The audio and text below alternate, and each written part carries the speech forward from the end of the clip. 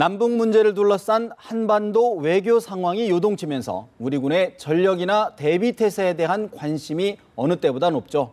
하지만 어제 오늘 국감장에서 터져나오는 이슈들을 보면 말 그대로 우려스러운 점이 적지 않은데요. 문영철 디펜스 21 플러스 기자와 함께 상세히 진단해 봅니다. 문 기자 어서 오십시오.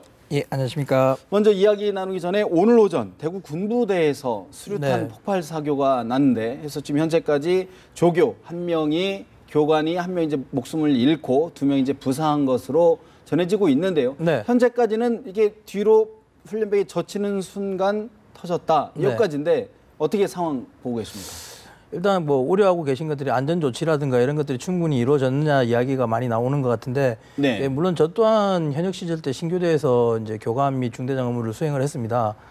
제 경험으로 미뤄봤을 때 어느 부대든 거의 대부분 비슷할 텐데 안전 교육이나 수칙은 상당히 민감할 정도로 철저히 하고 있다라고 생각을 합니다. 예. 이제 문제는 이제 그렇게 보면 이제 수류탄의 결함 쪽이 아니냐라고 이제 문제를 보는 부분이 있는데, 이 부분도 상당히 좀 조심스러운 부분입니다.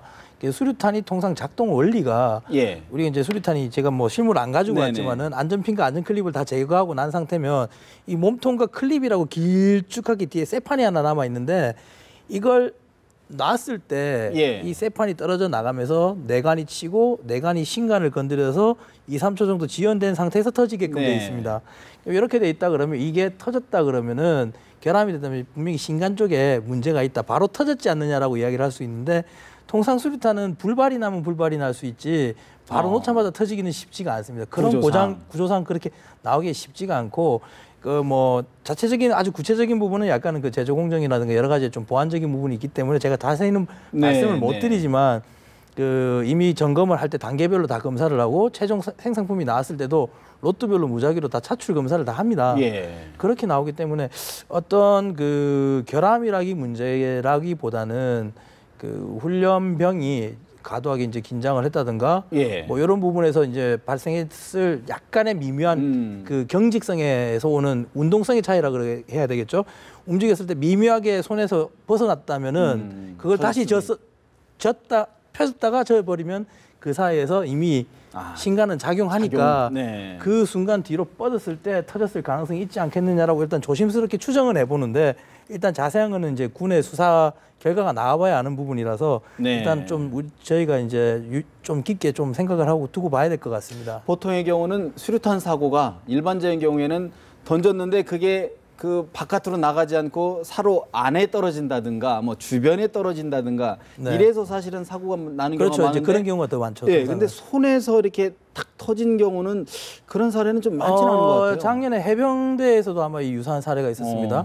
그때도 최종 결론은 수류탄 결함 쪽으로 이야기를 했는데, 수류탄이 그렇게 결함률이 높다 그러면 지금 생산하고 있는 수류탄 자체를 전면적으로 검사해볼 문제일 것 같은데 그러지는 않았거든요. 그랬을 때 그런 부분에서 봤을 때는 그런 부분의 미묘한 차이점들, 눈으로 정말 확인하기 힘든 부분들의 문제점들, 그런 부분들이 분명히 존재하지 않겠느냐라고 좀 생각이 드는 부분이 있습니다. 아마도 뭐 CCTV라든가 뭐가 좀 기록들이 있지 않을까 싶긴 한데 어떤 상황인지는 알 수는 없지만 그런 부분들 좀 면밀하게 짚어봐야 될 것 같습니다. 국정감사 이야기를 좀 한번 해보겠습니다. 어제 국정이 국감 장소에서 조복은 국방부 국방정보실장이 북한이 핵탄두를 보유했을 가능성이 높다. 그것도 7개, 탄두를 7개나 가지고 있을 것으로 추정된다라는 취지의 얘기가 있습니다. 어떻게 판단해야 됩니까? 일단 뭐 한민구 장관님이 또 따로 이야기를 하셨는데, 그 내용에서는 이제 탄두가 아니라 기수로 일단 7기 정도가 될 거라고 일단 예측을 한다라고 이야기를 했고, 그 근본적인 이제 추정하는데 이제 근본 이유는 몇 가지가 있는데, 첫 번째가 이제 고폭 실험이 근래에 없었다라는 겁니다. 두 번째는 이제 북한이 추정하고 있는 플루토늄 양이, 핵폭탄을 만들 수 있는 플루토늄 양이 약 40kg인 거를 감안했을 때 한 7기 정도의 핵폭탄을 보유하고 있을 가능성이 높지 않느냐로 일단 나온 건데, 이 고폭 실험이라는 거에 대해서 이제 조금 궁금해 하시는 분들이 있을 것 같습니다. 사실은 실험을 안 했다고 그러는데 가지고 있다 이야기하니까 일반인들이 볼 때는 좀 의문스러운 점이 있는데, 고폭 실험 자체라는 게, 고폭 실험이 뭐냐면 핵무기를 만드는 개발 단계 가장 마지막 단계입니다. 그러니까 핵탄두를 얼마나 정확한 타이밍에 정확하게 터뜨릴 수 있는지, 그리고 그게 이제 얼마나 소형화 시켰는지에 대한 부분을 입증시키는 게 고폭 실험인데, 이게 실제로 압력에 의해서 그 핵탄두를 외부의 압력에서 내부로 터뜨려주는 거를 이 고폭이라 그럽니다. 그래서 이제 타이밍은 이제 100만 분의 1초의 정밀성 그리고 압력의 유지성 이런 것들이 들어가기 때문에 고도의 계산된 기술이 필요한 부분입니다. 그래서 실제로 북한이 1980년대 말부터 해서 지금까지 쭉 뭐 100여 차례 이상 이렇게 고폭 실험을 해왔고 2000년도 들어와서는 그 고폭의 그 타는 자국이 상당히 작아졌다는 걸 유추했을 때 어느 정도 소형화의 가능성이 소형화를 했지 않느냐 그렇게 추정을 하고 있는 부분을 종합해서 아마 북이 핵무기를 한 7기 정도 보유하고 있지 않느냐라고 이제 예측하고 있는 것 같습니다. 그렇다면 또 하나의 어제 보니까 영변 핵시설에서 플루토늄 생산 징후가 있다. 네. 그러면 지금 아까 얘기한 40kg 정도보다 더 많이 생산할 수 있다. 생산 능력이 있다. 이렇게 봐도 되는 건가? 어떻게 봐야 돼요? 뭐 핵의 제철이라든가 이런 것들을 고려한다면 더 만들 수도 있는 여건이지 않을까 일단 추정은 됩니다. 그렇다 그러면 상당히 심각한 상황인데 네. 지금 저희가 사실은 박근혜 대통령의 방중 이후에 네. 남북 관계가 해빙 가능성이 좀 굉장히 좀 낙관론이 좀 퍼져 있는 상황인데 네. 10월 전 당 창건일 중심으로 해서 추가 어떤 핵 도발 가능성 어떻게 보십니까? 일단 뭐 전혀 없다고 생각을 못하는 부분들이 일단은 그 남북 대화 유도라든가 이런 부분들이 북한에서 많이 요구를 해왔지 않습니까? 네. 근데 이 부분에서 어떻게 자기들이 원하는 목표만큼의 어떤 결과를 이뤄내지 못한다면 분명히 또 하나의 자기들의 어떤 이득을 자기들의 목표를 달성하기 위해서 그런 것들을 보여주기 위한 행동으로 실험은 분명히 이루어지지 않겠느냐 일단 예측이 되는 부분들이고 이제 반대로 이제 중국의 역할이 얼마나 이제 더 중요한 부분인데 시진핑도 약간 어느 정도 언급을 했지 않습니까? 비핵화라든가 이런 부분에서 육자회담 이런 이야기를 했는데 이런 부분에서 만약에 북한이 또 핵 실험을 한다 그런다면 네. 외부적으로 이제 뭐 주한미군이라든가 이런 쪽에 뭐 사드 이야기 이런 게 또 다시 불거져 나올 수도 있기 때문에 상당히 조금 이게 껄끄러운 진짜 뜨거운 감자가 네. 될 수 있는 부분인데요. 아마 그런 부분을 고려했을 때 복합적으로 한다 그런다 하더라도 북한이 최근래에 중국에 대해서 불만사항을 계속 포출하고 있고 이런 걸 봤을 때 아마 가능성은 높다고 봐야 될 것 같습니다. 근데 지금까지의 패턴을 보면 네. 미사일을 먼저 발사를 하고 핵실험을 했지 않습니까? 네. 근데 그러면 이 순서가 바뀔 가능성도 있나요? 글쎄요, 그 이제 이 고폭 실험이 없다라는 게 정말 이제 성공을 한 건지 아닌지는 일단 모르는 부분이고 어떤 예산이나 경제적인 문제에서 안 하는 건지는 정확하게 알 수는 없는 부분이지만은 고폭 실험의 추이로만 본다라면 이미는 이제 핵 탄두의 소형화 이제 안정화된 부분은 이제 이루어졌기 끝났다. 때문에 아마 추진체의 발사로서 그 위력만 가시하지 않겠느냐 저는 일단 그렇게 판단하고 있습니다. 사실 한반도의 평화 정착을 위해서는 이번 한 달이 굉장히 중요하다는 전망이 많은데 네. 북한의 좀 상황을 좀 지켜봐야 될 것 같고요. 네. 저희 내부 문제를 좀 한번 보겠습니다. 이 역시도 국정감사장에서 나온 건데 네. 우리 공군의 주력 기종이죠. 주력 전투기인 KF-16이 성능이 말이 아니다. 네. 정말 쓸 정도가 없다. 전투 능력이 떨어진다. 이런 이야기가 나왔는데 어떤 이야기입니까? 전투기 자체가 사용 불가 정도까지 심각한 상태는 아닙니다. 일단 가용을 할 수 있고 운영을 할 수는 있지만은 문제는 뭐냐면 전투기라는 게 상당히 고도의 기술이 집약되어 있는 무기체계입니다.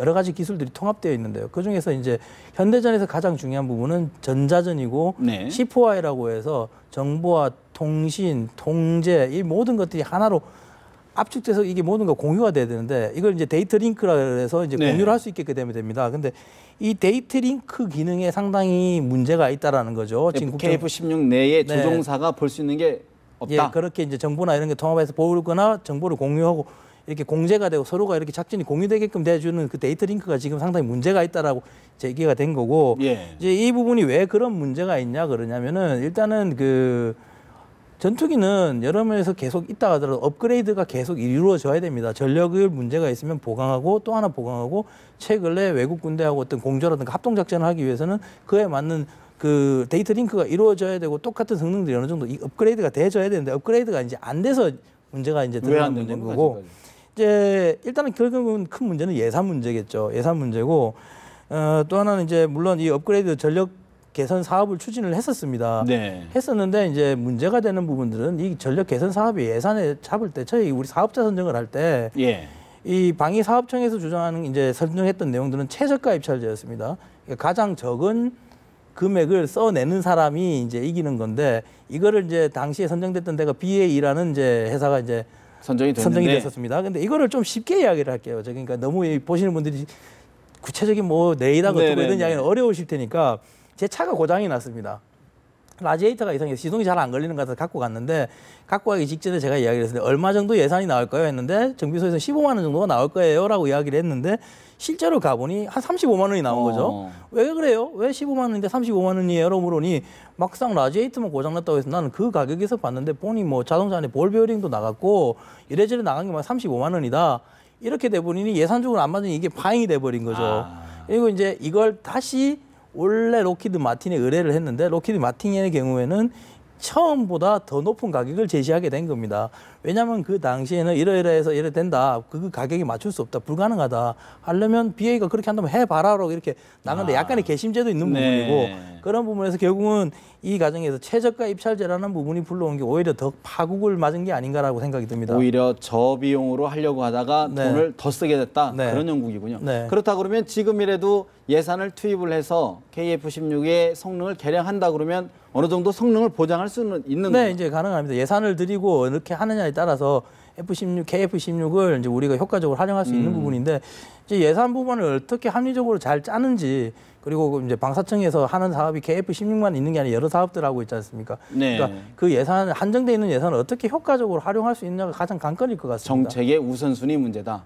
또 하나 지금 이번 국감에서도 이야기 나왔던 게 이제 방탄복 비리 참 이거 끊이지 않고 계속 얘기가 나오고 있습니다. 왜 우리나라에서 이렇게 자꾸 방탄복 납품 비리가 끊이지 않는 이유가 뭡니까? 방탄복 납품 비리에 한정돼서 이제 끊이지 않는다라고 이야기하기보다는 왜 이런 작은 전력 지원 체계, 이제 무기가 아닌 걸 전력 지원 체계라고 그러는데 예전에는 비무기 체계라고 그랬습니다. 부터 대형화되어 있는 무기 체계까지 이렇게 구설수에 오르는 것들이 너무 많으냐.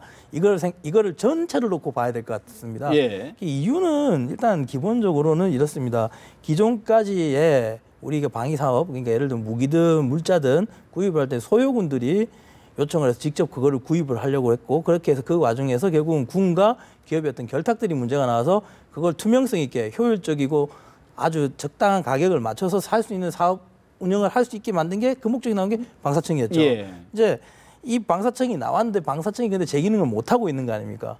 그런 게 이제 전부 다 드러나는 거죠. 하나에서부터 열까지가 이제 그 이유를 이제 이야기를 해야 되는 겁니다. 그 원인은 이제 첫 번째로 볼 수 있는 게 일단 전문성의 결여 부분이 있습니다. 방사청에서 물품을 구입 납품하는 전문성이 실무 담당자분들 중에 정말 그 일을 사업을 추진하시는 분들 정말 똑똑하고 엘리트 분들도 많으시지만 대부분의 모든 분들이 다 그런 분들이 충원돼 계신 건 아닙니다. 또 하나는 기존에 우리가 견제라는 부분들 비리들이 나왔으니 견제를 할 목적으로 예를 들면 육군 사업인데 공군 사업으로 담당자를 붙인다든가 해군 산업인데 공군이 간다든가 이렇게 되면 그쪽 분들이 아무리 열심히 하려고 그래도 한계가 있다. 한계가 있고 그리고 이제 문제가 되는 것들이 이제 시험 성적서가 결국 문제가 됐었죠. 방탄복도 이런 부분도 성적서를 시험 평가를 할 수 있는 그 부분이 맞는지 안 맞는지를 본인들이 판단하기 상당히 힘든 부분인 거죠. 오늘 방탄복을 직접 하나 가지고 나오셨죠? 일단 그래서 이제 외국 군거를 이제 제가 실내에서 하나를 가져와 봤습니다. 어느 나라? 이게 이제 싱가포르 방탄복입니다. 물론 이제 우리보다 좀 복잡하고 착용 방법은 우리 군보다 좀 복잡한 단점이 있긴 한데, 이거 같은 경우는 좀 기간을 오래 두고 꾸준한 연구를 좀 뒀습니다. 실제적으로. 그래서 이 여러 가지의 부분 단점들이 계속 나오는 걸 보완해서 최종적으로 채택을 한 건데, 자국의 지형을 제대로 환경을 제대로 적용을 했습니다. 예를 들면 지금 이거는 이제 방탄판이 없는 상태로만 제가 가져왔거든요. 이 방탄판이 없을 때는 전투 조끼로 사용을 하는데 이 부분이 메쉬, 그러니까 이제 구멍이 숭숭 뚫려져 있죠. 그래서 이제 더운 나라에서 전투 조끼가 땀을 배출하거나 이런 것들을 고려해서 그런 것 같이 세밀하게 이렇게 만드는데 우리는 사업을 거의 코앞에 와서야 이제 하게 되고 시간적인 기간이 짧고 예산은 한정돼 있고 그러다 보니까 그런 부분들이 결국은 업체나 군 양쪽 다 부담이 되는 상황에서 이런 트러블들이 계속 나올 수밖에 없는 거죠. 그렇다 그러면 마지막으로 한 질문 드리는 게 그러면 지금 아까 말씀 방위사업청이 제 역할을 못한다. 그러면 어떻게 해야 됩니까? 우리 대안. 일단 이게 한마디로 어떤 대안을 딱 내라고 이야기가 솔직히 쉽지 않습니다. 전방위적인 모든 문제들이 있는데 일단 첫 번째가 아까 전에는 전문성 이야기를 했지만 두 번째 부분은 예산에 또 문제가 있거든요. 그러니까 예산은 한정돼 있는데 소요군에서 이거 요구하고 저거 요구 다 올라옵니다. 그러면 결국은 예산은 또 그거 올렸다가 잘리면 이만큼만 사 이렇게 되는데 우리가 이걸 한번 생각해 보셔야 돼요. 책을 하나 만드는데 1,000부를 찍습니다. 1,000부를 찍는데 10만 원이 들어갑니다. 그런데 예산이 없어서 7만 원밖에 못 줘. 7만 원치만 책을 뽑아라고 이야기를 하는데 실제로 1000보를 뽑아도 500보를 뽑아도 10만 원이에요. 그러면 7만 원치를 뽑으려면 한 200보가 돼버리는 거죠. 이렇게 되면 실질적으로 돈만 깎는다 해서 될 문제가 아닌 겁니다. 그러면 이 소요가 우선순위가 어떤 거고 소요 제기에서부터 신빙성이 타당성이 있는지 좀 더 면밀하게 봐야 될 부분이 있고요. 또 하나 부분은 기본적으로 우리의 방산 역사가 그렇게 길지 않습니다. 그런데 요구되는 건 실패 없는 개발을 요구하거든요. 이게 상당히 힘든 부분입니다. 실패를 인정해줘야 된다. 그러니까 어느 정도 실패가 있고 결함이 있는 부분은 다음엔 어떻게 보수하고 꾸준히 나와야 돼요. 실례로 총 하나를 제가 예를 들어볼게요. 미국이 월남전 때 M16이라는 소총을 만들었습니다. 그래서 지금 뭐 총을 잘 모르시는 분은 지금 미국 쓰고 있는 것도 똑같은 M16 아니라고 생각하지만 M16이 나왔고 M16A1이 나왔고 A2가 나왔고 A3가 나왔고 M4가 나왔고 또 다른 바리에이션이 총 하나의 모습이 약 3, 40년간 엄청나게 바뀌었거든요. 실제로는. 그렇게 꾸준히 노력을 해 나가야 되는데 코앞에 떨어져서 갑자기 한다. 그래서 전력이 지금 공백이 발생하니까 빨리 해야 돼.